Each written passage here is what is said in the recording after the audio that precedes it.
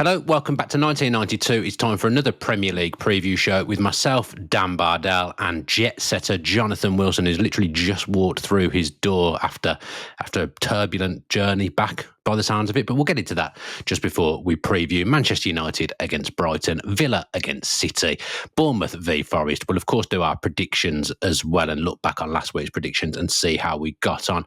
Jonathan, just through the door, manic. You ready for this? Yeah, never been more ready for it.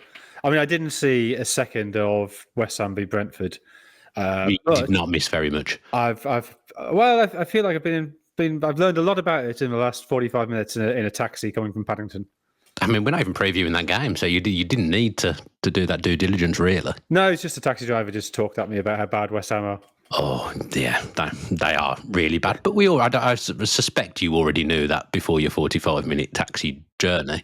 Yeah, there was a fire on the Piccadilly line this morning, so I had to get Heathrow Express to Paddington, then the taxi, which it might say Express, but it's slower than the Tube and the bus and the train. No, not good. And talking of being on fire, Jonathan, predictions, good week from me. 11 points. 8 for you, which takes me a point ahead. It's very interchangeable, this league table at the moment. The highlight for me was getting the Villa score away at Tottenham absolutely bang on, and ultimately I would say that's put me to the top. Thoughts and feelings on this? Yeah, I mean, if Buendia hadn't scored that goal, I'd have got that spot on. So, then you would have had 3 points fewer, and I'd have had 3 points more, and we'd be looking at whatever that is, a 5-point lead for me. So, 5-point swing, is it called? I don't know. Or 3 points? Yes. I don't know what it's called. So it's it's nip and tuck at the moment. But yeah, if I keep getting 8 points, I'll win.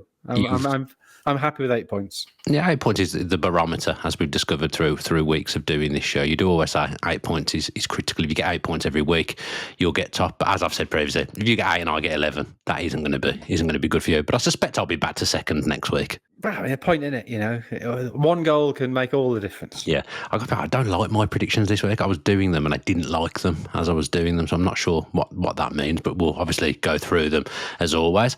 Let's start with Manchester United against Brighton, Jonathan. Manchester United won at Anfield last week. Neither of us predicted that. Good performance. Obviously, Liverpool were on a bit of a bad run at the time, but consecutive victories for Manchester United feels quite big. Yes, in some ways, yes. I mean, look, it's obviously better that they've done it than that they haven't. It's not great. It's taken 51 games for Amram to achieve that. Just needs time, Jonathan. Where's your patience? Well, it looks like he's going to get it. So look, if you're being a skeptic, and I remain slightly skeptical. I've got mixed feelings. Probably the best way to put it. They won a home game against a newly promoted team, won it pretty comfortably, to be fair.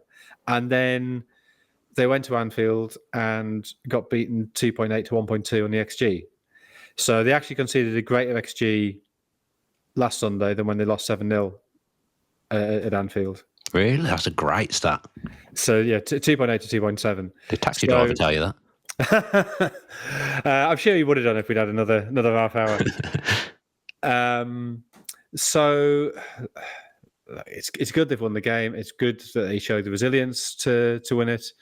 It's great for Harry Maguire, who of course had that chance last season to win the game at Anfield. They did, particularly in the first half, cut through Liverpool over and over again, but they conceded a lot of chances.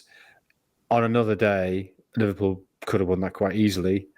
And I think, to some extent, that's fine. United at the minute are at best a mid-table side, getting beaten quite easily by the champions who spent an enormous amount of money on forwards is not disastrous by any means.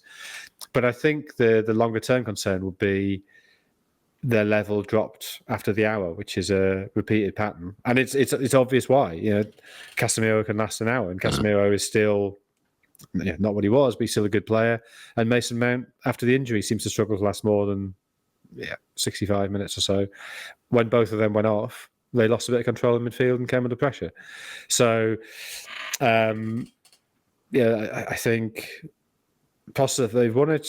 Positive that the forwards seem to be clicking, and I think Naman's looked really good in goal. So yeah, That will help, having a goalkeeper that can catch and do basic goalkeeper There was things. that one catch he took when he seemed to misjudge it completely and ended up having to sort of dive backwards to take it, where he thought, oh. But yeah, other than that, seemed pretty confident. And there was, I don't know if you've read much about him, but he apparently before every game he journals, whatever that means. Okay. And he writes down sort of word associations to try and help his sort of capacity to react in the game. And so I don't know if this is related to it, but I presume it is. So when Isak had that chance early on, and he didn't come flying out, he stayed back. Now maybe he's just a keeper who stays back. I don't know. We'll find out. He did come out the other week and nearly give away a penalty. So he obviously does come out. But I think he's seen something the positive interpretation of that is he's seen something in Isak that says Isak is less good in one-on-ones if you sit back and make him make the decision rather than flying out, and then he has to sort of react to it. And if he is diligent enough and good enough to be able to recall that information on the spur of the moment, that seems to me an incredibly positive sign for United. Yeah, maybe Nana was doing similar things, like writing in a notepad before a game. Clanger, rash, drop it. maybe Nana was doing similar things, and that was the problem all along. The other thing, he kind of, I don't know whether he stumbled across something in the Liverpool game in that might work away from home for Manchester United moving forward, which is going to sound strange given the money that Sesko cost. Actually, having Cunha is almost a false nine. I thought he brought out the best in Cunha, and he also brought out the best in Mbeumo as well. I think that's true, yes. And it means you get Mason Mount in there, who is very important, I think. I think tactically is one of the smartest English players still. I don't think I can ever remember such unanimity among people coaches who've worked with him. Just love him. His capacity, I think, to take on board information and enact that on the pitch, I think is extremely high, and that's maybe something that's not obvious to when we're just watching a game sort of casually, but when you talk to coaches, they all say he's brilliant at that, and I think it probably does help them. Now, that's not to say Šeško will never be the right option. I think it's good for United they have those options. The weird thing is that basically all their best players play in those three positions. I'd still rather have Bruno Fernandes and Amad Diallo playing in those number 10 roles as well. So if their recruitment department learns that there are other positions on the pitch, then these could be very positive signs for United. A good link up as well between Amad and Mbeumo down that right hand side. But I guess the thing with Manchester United is when they get a result like that, it's about backing it up in the next game. Brighton are in decent form. This is going to be no stroll in the park at Old Trafford. It's actually really, really important that they do beat Brighton. I know it's important to win for games of football anyway. It's a stupid thing to say, but to back up a result now like what they got at Anfield with a home win against Brighton, that really could be the start of something for Manchester United. Well, their recent record against Brighton is dreadful as well. Yeah, terrible. Brighton seem a real bogey team for them. Like Brighton, I think, have been an odd side this season in that I think against Newcastle last week was probably the first game where they've probably played well for the full 90 minutes. I think before that, they've had patches where they've played well, but haven't quite joined it up. Yeah. They obviously got the win at Stamford Bridge, which is very impressive, but basically they played well in the last 25 minutes of that game after Chelsea went down to 10, which, to be fair, you're playing Chelsea, just wait, and they will go down to 10 eventually. There's a moment sort of 3 weeks ago where I was sort of thinking, maybe Brighton are wobbling a bit. Maybe this is sort of starting to go a bit wrong. But yeah, having seen that Newcastle game, I think no, it's just taking a little while to pull it all together. And the truth is, they've been getting results without playing consistently well anyway. So it's a test for United because they tend not to play well against Brighton. Yeah, coming up against a former academy graduate as well. I think has had some good days at Old Trafford since he departed. Danny Welbeck, a double against Newcastle. I heard an interview with him on Monday night, actually, and he was talking about being a lot calmer in front of goal than maybe he was when he was younger, and kind of instinctively now knowing what type of finish to go with. He's got a dink against Newcastle. Maybe he wouldn't have done that 10 years ago, but he just felt it was the right thing to do in that moment. Going really, really strong. He was actually asked about England. I don't think it's beyond the realms of possibility, fitness and form and injuries depending, that he could end up on the plane. Yeah, I would agree with that. I mean, Harry Kane's obviously first choice if fit, and if Tuchel does what certain previous managers have done, even if not fit. Yeah, of course. Ollie Watkins, I think, is pretty obviously his deputy. But you want to go into a tournament, particularly a tournament that could be 8 games long, with at least one other centre forward. And I know like Anthony Gordon can fill in, or you play Phil Foden as a false nine. But Rashford, yeah. Well, I mean, yeah, Rashford, I think, will be in the squad now. And I think his capacity to run beyond Kane from the left side could actually be hugely important to England. But if you want another centre forward, just as a bit of backup, somebody who's not going to complain if he's back up, somebody who knows a sort of sensible, sane head, pleasant bloke, be nice around the camp. Why not Danny Welbeck? You know, I think, yeah, if his form continues as it is now, then particularly if a squad's going to be 30, not 26, exactly. Then who are the other? I mean, okay, maybe Liam Delap comes back from his injury. I mean, I think he's just starting to train again now. Yeah, he's back. Yeah, but he's not ready to play yet. So if you know, in a couple of weeks he is back and getting minutes, and sort of by January, February, he and Joe Pedro are sort of sharing that centre forward role, and he does end up with sort of 8-10 goals by the end of the season and plays well, maybe he does leap above Danny Welbeck for experience of like being involved in a tournament as well. Well, yeah, but I actually think Tuchel doesn't really care about that, and nor should he. No, that's not his remit, is it? I mean, I'm always. I think if you have 2 players who are, given where England are at the minute, England are going into this World Cup with a genuine chance of winning it, right? I'd say Spain are obviously better than them. I don't think anybody else is obviously better than them. France? Nah. No, really? Okay. Deschamps holding them back. Right. But France are, I'd say, on a level with England. So I think it's Spain, gap, France, England, Argentina. Maybe Brazil can get up there, depending what Ancelotti does. I'm not really sure there's much else at that level. So this is not a development tournament for England. Tuchel, anyway, his contract runs out. He's not a development coach. So he's just got to pick the 26 or 30 players that he thinks have got the best chance of winning the World Cup.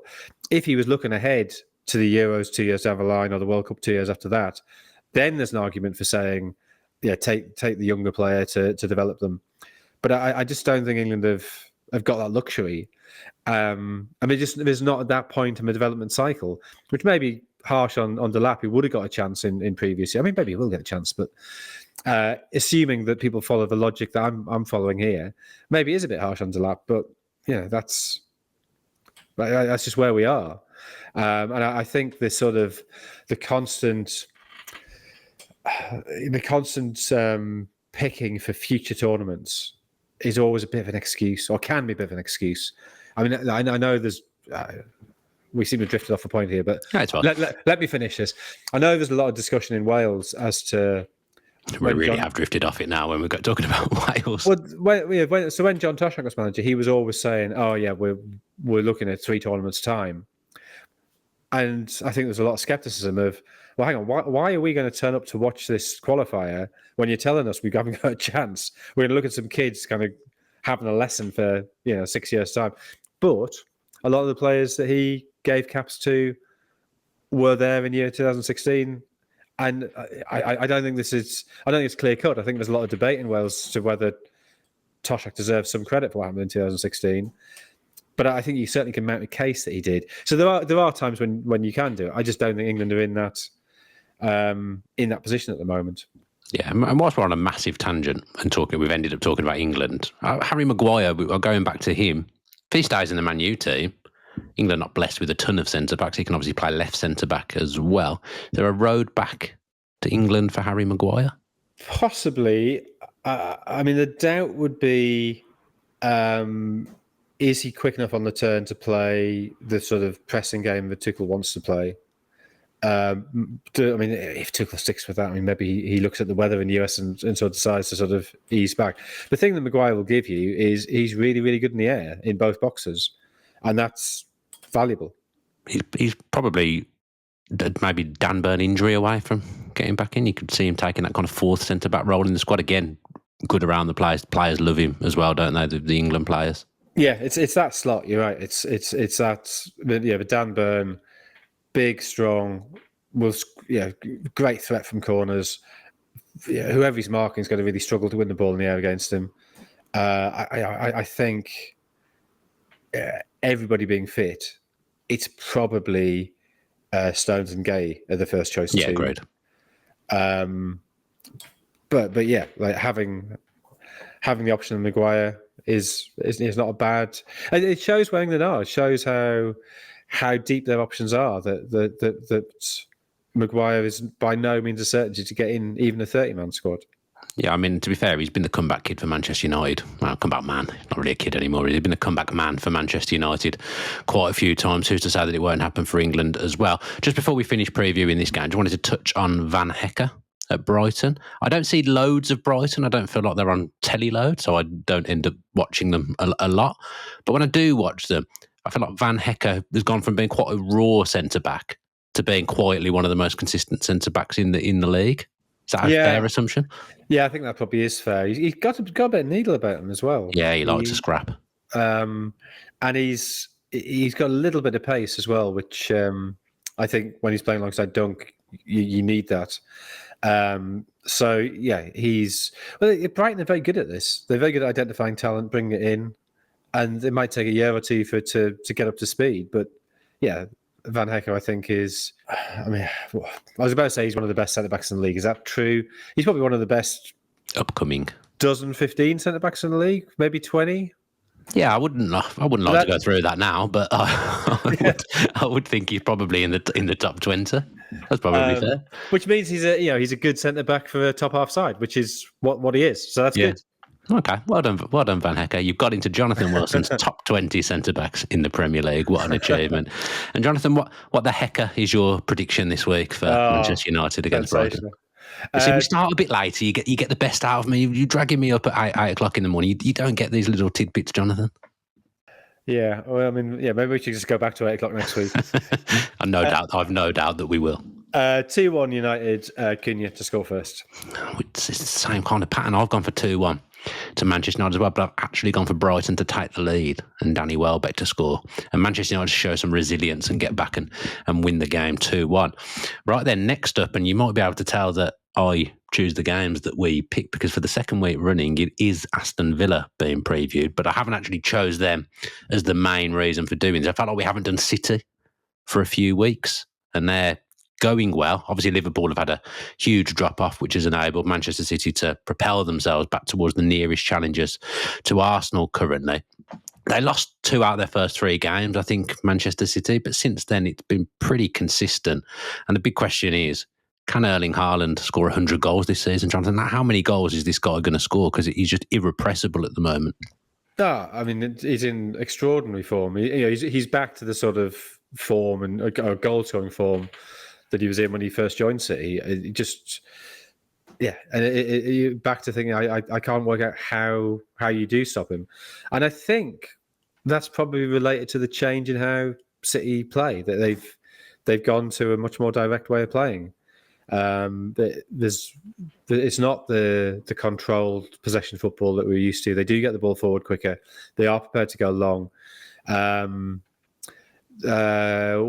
Which game was it where it was just he scored the first goal, which was a ball over the top and he outmuscled the centre back and smashed it in, and it was just the most basic type of football but kind of slightly thrilling at the same time.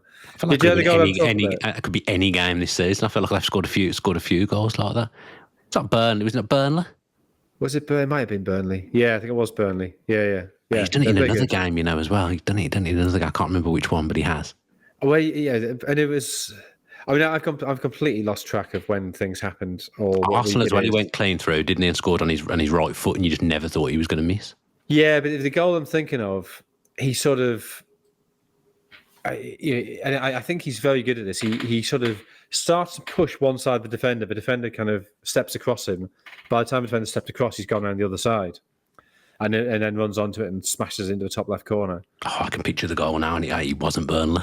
We're having a horrible time here. What game is that? Why don't I have a look at Manchester City games this season? And I mean, this is great podcasting. Yeah, but people, it's the honesty that endears people to us, I think. It wasn't the Everton game. It was an early goal, wasn't it? Yeah, I remember. I can picture the goal, but I can't picture who it was against. He roughed a centre back up big time. The centre back had just had enough by the end of it. I can't wait to say. Oh no, it wasn't Wolves because that was the first game of the season. No, it definitely wasn't Wolves. It's great. I've got no trivia this week, so this can fill in for the for the trivia. I was trying to work out a goal that Haaland scored this season. Oh, it was against Brentford, wasn't it? It was against Brentford. Oh yes, it was. Was it Collins? Yeah. Was it Collins? Yeah, it was Collins. You're right. Yeah, Collins. Yeah. But he's been roughing people up all season. He's just a machine. He's unbelievable. Yeah, and it's sort of thrillingly basic as well, right? It's sort of it's football in its most uncomplicated, purest, but actually still viscerally very sort of stirring form. And I mean, I think the first time I really watched a lot of Haaland was during lockdown when the Bundesliga came back before the Premier League. Oh, I watched a bit of that as well. And I think was the first game live. I think it was Dortmund v Schalke, wasn't it? I think it was the. I can't remember who it was against, but I remember sitting down and watching Dortmund play. I think it was the big derby, and the thing I remember was just the clank that the net made when the ball hit it. Like, they must have had those sort of metal rim around the bottom of the net, and then net's carried up and then slams back down again. And so I think that sort of there is something slightly Frankenstein's monster about him, in the sense that if you were a mad scientist constructing a centre forward out of the used body parts of old centre forwards, it would turn out looking a bit like Haaland. I mean, he shouldn't exist, should he? What a specimen! How can you be that big and be so quick? Yeah, I genuinely think that there's very few players in football history who have been that big, that quick, and that technically good. I can't think of one. Well, so you've obviously been watching football slightly longer than me. Yeah, and look, this is a player who I never saw play. I've never seen any video footage of, but just the way people talk about him. As you know, I've been in Argentina for the last 3 weeks. The reason that River Plate were able to build a Monumental was because of a centre forward they had called Bernabé Ferreira, who was, and you read the accounts and it's all sort of, muscular chest sort of bursting out of his shirt. You see the photos. It was when they had the string, the draw tie thing at the top of it, and that's sort of like bulging out because he's just so broad across the chest. Apparently, an incredibly sort of powerful shot. So there's all these accounts of sort of goalkeepers who broke their wrists trying to save shots from him, but quick as well. So River broke the world transfer record to sign him. It was the first time that the world transfer record went outside of Europe. So this is, 35 or something. And because of his popularity, because the number of people who paid to go and watch him, that made with enough money they could build this much bigger stadium, which is why El Monumental is, it's now 85,000. So River are the best support team in the world by average attendance, remarkably. Oh, really? I didn't know that. Yeah, it's just 3 years ago. So basically during lockdown, their president, Jorge Brito, with whom I've spent about 7 hours in the last. We can tell where you've been recently. He sort of realised, well, we're not going to be allowed fans through the door, so this is an opportunity to redevelop the stadium without losing money. We're already losing money. We won't lose any more. So they did just have these basically wooden benches that they'd been there from the 70s. They took all those out. They got exactly the same spec of seat made by the same company they have at Tottenham Hotspur Stadium, same shade of grey. They've still got the Populares, the terraces at either end, and they lowered the pitch, got rid of the athletics track, and built an extra sort of ring of seats. And the capacity's gone up from just over 60 to 85,000. And since doing that, they now have the highest attendance in the world. Only you could take a segment where we talk about how good Haaland is as a centre forward, and it's somehow turned into what seats are used in the South American football stadium. I'm not sure how we got there, but we did. Another striker came to my mind as you were talking. A South American striker. He's not exactly the same by any stretch, but I just remember thinking he was very powerful when I was younger. He's Batistuta. Yes, yeah. I got a prop here that's relevant. You can show me? What's that? That's not a Batistuta. I thought you were going to pull out like a Batistuta figure. Then you've pulled out a puffin or a penguin. It's a penguin. Yeah. Who I brought back from Buenos Aires, and his name is Gabriel after Batistuta. Okay. What he was already called that, or you've named the penguin Gabriel? Well, no, I named him Gabriel. The reason being that I was down in Puerto Madero to see the whales, and also when River were relegated in 2011, the most ramshackle ground they played at was in Puerto Madryn against Guillermo Brown, who had been third division, had been promoted as River got relegated. So they sort of came together. It's like, I don't know, it'd be like, I don't know, Manchester United playing, I don't know, Fleetwood in a league game or something. Oh yeah, but in a league game. Which, I mean, obviously, a couple games are going to happen. They're doing it in a league game. And so I saw all these penguins. I thought that'd be a nice thing to bring back. And you fly to a place called Truen when you're going down there, which is a Welsh settlement. And Gabriel Batistuta is from that Argentinian Welsh community. Okay. Is that penguin for you or for your wife? No, for my wife. Yeah. Oh, okay, fine. That's fine. I just wanted. You didn't strike me as the man that would bring back a cuddly toy for himself from a trip. No, it's there's reasons, which I'm not going to go into. Okay, yes. Let's not. Anyway, shall we get back to Villa Sitter? Gabriel is very excited to have made his podcast debut. Yeah. He looks slightly. He kind of his posture, because he leans forward. He looks like he's completing a diving header. So it is a little bit Batistuta-like.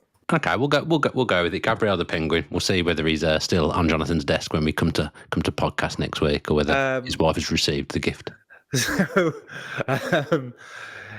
Batistuta, yeah, I know what you mean about Batistuta, but I was so young though. Like it's just a lot more. Probably I've got it off a computer game than it being a real thing. No, but I mean, I don't think he was ever. He's obviously good in the air. Had an incredibly powerful shot. Was quick. I don't think he ever had that sort of upper body strength to hold players off. No one has. Young Ronaldo, like Brazilian Ronaldo. Yeah.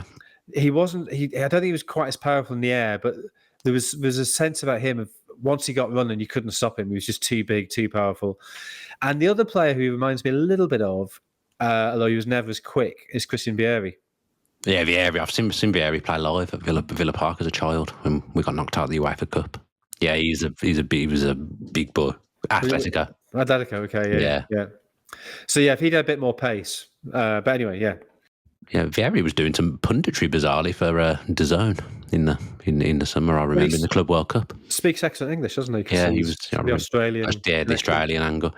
Well, we've not previewed this game at all. I was going to ask you, Jonathan. I don't even know which game we're talking about. We're doing Villa City. We did Villa last week, so it's not the end of the world. But City, have you seen anything in recent weeks that you think, okay, they're winning, but actually that might cause them a problem moving forward? Or is it now that they're kind of an efficient beast right now, would be how I'd describe them? Yeah, I think they are efficient. I mean, I guess the question is what happens if Haaland stops scoring or if he gets injured, because they seem pretty reliant on him at the moment. But maybe as they try to settle in a load of players. Players coming back now, isn't there, like Shirky? Yeah, and they signed a lot of players, not necessarily in the summer, but this year, 4 in January, 5 in the summer, wasn't it, senior players, and 9 came in. As they try to sort of integrate them, maybe having Haaland sort of giving him space to do that by scoring every week, maybe that's not the worst thing in the world. No. Is it just this kind of change of style, or is it like a particular player come in and made a difference to him? Like Grealish linked up well with him for a period. The treble year, De Bruyne has always linked up well with him when he's been fit. Reinders in there? Foden's playing a bit more centrally at times? I think Foden's return to form definitely, and the two things go together. Haaland playing well makes it easier for Foden. I think Foden probably is slightly liberated to play those slightly more direct balls.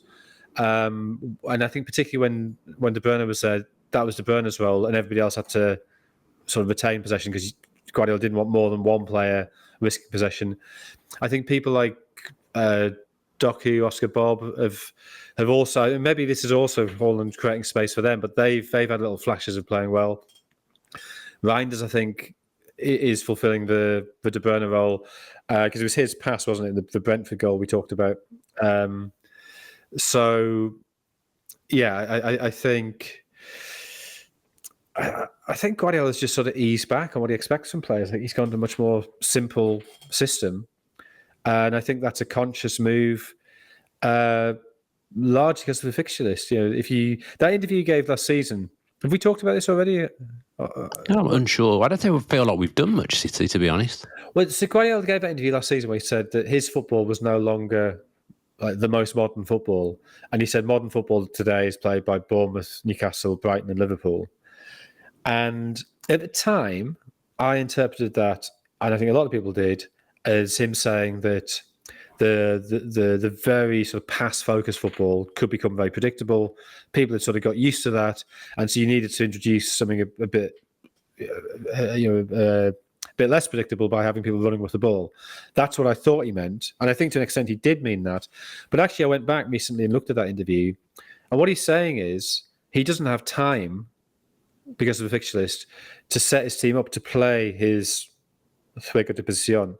So the way he would like to play is have time to analyse the opposition, work out where are the weak points, how can we create overloads, what are the gaps we can exploit, and then transmit that to the players. So there's a specific plan for every game. It can be quite different to the previous game, and because modern fixture list is just a high intensity game every 3 or 4 days, he can't do that. You've got to make it simpler. And I think maybe Arteta recognised that earlier than anybody else. And that's why he went to that more, far more focused on set plays, far more focused on getting the ball forward quickly, far more straightforward style. I mean, Arsenal, at their best, I think, are still capable of a very nice, neat, technical interplay. But there's a reason why they've stepped slightly back from that. And I think it probably is that sense, the modern game, you just don't have time for complicated plans. No, I mean, you're right. The fixture list is just, feels like a pile-up every week, doesn't it? Trying to get players ready for the next game. There can't be much time on the training pitch. Which could really benefit United this season, the fact they don't have Europe and they're out of the Carabao Cup. Yeah, maybe they'll finish 10th. It might help them in their battle for top 10 for sure. Just I'm saying 6th. Yeah. No. I think that might be where Villa finished. So I can't be having Manchester United as 6. Let's have a quick word on Villa then. We did cover them last week because they were playing Tottenham, but going along nicely. 5 wins in a row in all competition. Of course, have got a European tie tonight before the game on Sunday. So maybe that kind of thing does play a part as well in a game like this, that Villa would have played a day later than Manchester City. But I just want to ask you about that goal last week, Jonathan. What a lovely goal. You must have enjoyed that, the football purist that you are. The Buendia goal? Yeah, what a goal. Yeah, I have to say I was very confused trying to follow the Argentinian commentary as to it was Morgan Rogers, wasn't it, where there was a question of offside. And he kind of moved out of the way. Yeah, I couldn't work out whether he wasn't offside or hadn't been interfering. I mean, never showed an angle on Argentinian TV that made it clear, and I couldn't follow the commentary sufficiently well to work it out. But people have assured me that he just wasn't offside. I think, he wasn't. He wasn't. Was it Danso slipped and played him on? So, I possibly didn't appreciate the goal as much as I should have done, because I was sort of thinking, well, he's definitely interfering. I can't believe it's even a discussion. And it turns out it wasn't a discussion. But yes, a lovely finish. And Villa, once they'd got conceding out of the way, I thought played really well and were well worth it. Yeah. You've not talked about Cash's excellent half-volleyed pass to Luca Dean, the 2 touches from Luca Dean in the lead. I don't feel you've studied this goal. I want you to go, your homework this week, I want you to go back and study how good that goal was. Because I was at TalkSport on Tuesday. Darren Bent said to me, goal of the season so far. Yeah, so you're probably not a massive fan of Darren Bent, given that he left Sunderland. Yeah, that doesn't bother me. I mean, so he left Sunderland to join a massive football club. Yeah, he left Sunderland because Fabio Capello had watched Sunderland once in the previous year, and Darren Bent was, I'm never going to get in the England team if I play for Sunderland. So that's Fabio Capello I blame for that. Okay. He couldn't get off his lazy Italian arse and get out of London. I got off my lazy half Italian arse and went to Sunderland on Thursday, my first ever visit to the place, and I thoroughly thought it was a great place. Great place full of great people. Yeah, Niall Quinn as well. What an absolute legend. Did an event with Niall Quinn. What a lovely man with some unbelievable stories. He told some great stories that night, but it wasn't recorded, so no one will ever hear those stories. They stay private. That's the nature of the event. Let's do our predictions then for Villa against City. I think we've talked about everything but Villa v City. What have you gone for, Jonathan? 2-1 to City, Haaland. I've gone 1-1, Haaland to score the first goal. Should we do our other predictions before we get into Sean Dyche's appointment at Nottingham Forest? Why not? Yeah, okay then. These predictions are sponsored by Gabrielle the Penguin. These predictions were written on the Heathrow Express this morning. So were they? I mean, I have got no excuse, but that's probably more organised than me doing mine. I forgot to do mine last week, of course. Leeds v West Ham. I've gone for Leeds 2, West Ham 0, Calvert-Lewin to score a rare goal. 1-0 Calvert-Lewin. Okay. Chelsea Sunderland, Jonathan? 2-0 to Chelsea, João Pedro. You always predict Sunderland to lose. But they will. I've predicted them to lose this week as well. I've gone Chelsea 3, Sunderland 1, Pedro Neto with the first goal. This is the first big game. Oh, sorry, not first big game. That's not what I mean. It's the first game Sunderland got against one of the obvious top 5 or top 6. The 8 games they played so far, 7 have been against teams currently in the bottom half. Okay. So this is they've got Chelsea away, Everton at home, Arsenal at home. So it's a test of can they sort of nick points or look like they can nick points off big sides, and can they sort of retain their self-belief and confidence to play Everton if they do get a bit of a chasing of Chelsea, which I think is entirely possible. Okay. I've gone... Did I say mine? You said 3-1, I think. 3-1 Pedro Neto, I did. Yeah. Right. Newcastle 2, Fulham 1, Voltemada. Lovely goal again last weekend from him. Oh, really nice goal. Oh, yeah. I think that type of finish is often overrated. I think when the cross is pinged in and you do that, it's actually quite easy. But what he did was he generated the pace himself. And it was just sort of, he obviously had this sort of picture of where everybody was and realised there was a bit of space there that he could exploit, which makes it to me a far better goal than, say, that goal Zola scored at Highbury that time, but got massively overpraised. I remember Darwin Núñez scoring one on his debut. That kind of finish against Fulham away, first game of the season. I knew it was against Fulham. I do remember. It was low cross on the right, wasn't it? Yeah, he's got a lot more power on the cross. Yeah. I get your point. What's your prediction? 1-0 Newcastle, Anthony Gordon. Brentford, Liverpool, Jonathan? That's the game I'm going to. Ooh, nice. I'm saying Liverpool to follow up victory against Frankfurt, which it was 1-1 when we refueled in Rio. I had no idea what the score was going to be. Then I landed at Heathrow. 5-1. It wasn't dramatic in any way. No, so I'm going Liverpool to win 2-1. Isak to get off the mark. Okay, got pulled off at half time. I haven't seen the reason for that yet, but he did get taken off at half time. Ekitike's goal last night, I don't know whether you've seen it, the through ball from Robertson, like that's just simple football, like such an enjoyable goal. I've gone for 1-0 to Liverpool, and I've gone that Salah's gonna get back. He's gonna score at some point, isn't he? Arsenal v Palace, I've gone 3-1 Arsenal, but I've gone for Mateta to score the first goal. I've gone 1-0 Arsenal. Eze to score against his former club. Oh, it's a good storyline, Jonathan. I like it. Wolves against Burnley from you. What have we got? 1-0 to Wolves. Morgan Swan Larson. I mean, long night. Larson even. Yeah, Morgan for some reason. His Welsh cousin. Long may continue them not winning football matches. I've actually gone for them not to win again. Wolves 1, Burnley 1, Menetzi to score the goal. And then finally, I've gone Everton 1, Spurs 0. Actually wrote down KDB at first, which was not what I meant to write down. I meant to write down KDH, which is Kiernan Dewsbury Hall. I've also got 1-0 to Everton, but I've gone Iliman Ndiaye to score. Okay. Very good. Good predictions. Let's see. Not so much the same as last week. We had a lot of the same last week, didn't we? But let's see how we... Basically, that Villa result is what separated us in the predictions last week. I think that was the outlier. Let's do Bournemouth against Forest. And basically, Jonathan, to finish, I just want to talk about Sean Dyche going to Forest. I think it's a good appointment. I think it would have been a good appointment after Nuno. You're shaking your head, so you obviously don't agree with me. No. I'm shaking my head at how ludicrous the whole situation is. Have 3 managers already. Well, and it's sort of just the flip-flopping between styles. That And Dyche is clearly much more suited to that squad and much closer to Nuno's football than Postecoglou. I mean, just what a bonkers 40 days. Nobody comes out of it well. No. So Marinakis comes out of it badly because he's made just an appointment that everybody could see was wrong.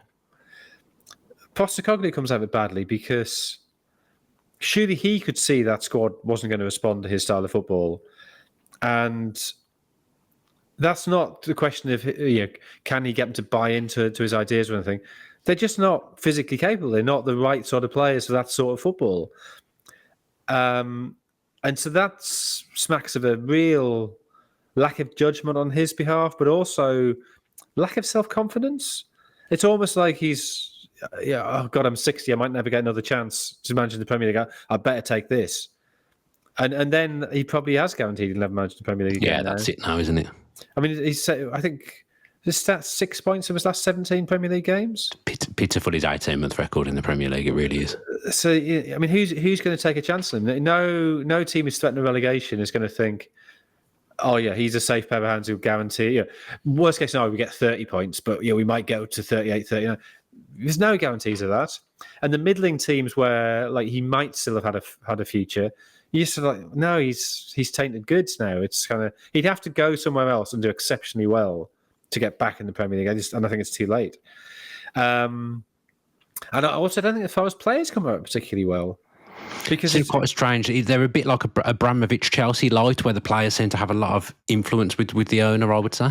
But it's almost like the players were like, oh, we can't do this. So, let's make sure none of us has anything positive that might keep him here any longer than he needs to be. If we all play a bit shit for like a month or so, it'll all be over and we'll get somebody who we can play for. And that is ultimately what's happened. Yeah, I think, look, I'd actually played all right against Chelsea. They had chances. I think the XG in that game, I think Forest had more than Chelsea. I think their XG was higher, but once they conceded, they were always going to concede again and just capitulate. And it just did a real ill-fated rain, probably one of the worst rains that there's ever been in Premier League history. But Sean Dyche, he's a Nottingham lad. He's got 2 ex-Nottingham Forest players on his coaching staff, which is, I'm sure, a thing that the Nottingham Forest fans will enjoy. I don't think he's a million miles away from Nuno. In fact, he got Burnley to 7th and qualified for Europe. So in terms of managerial ability, I don't think there's much in it between Nuno and Sean Dyche. It's better for Sean Dyche that he's the man that's following Postecoglou rather than the man that's following Nuno, because the Forest fans will undoubtedly get behind him, and I think they'll pick up. But I think, people look at Dyche and think, his style of football, it's not for me. I wouldn't want him at my club. I don't think the Nottingham Forest fans are particularly snobby. I think they just want to see effective and winning football, and they're a massive club that's, won the European Cup a couple of times in the past. I think this is going to work. I think this is a good appointment. It might do. I'm not. I wonder if Dyche is himself over the hill. Oh, really? Yeah, I think. I don't know. I think he maybe stayed at Burnley slightly too long. Maybe could have done with getting out of there slightly. Maybe just one season before he did.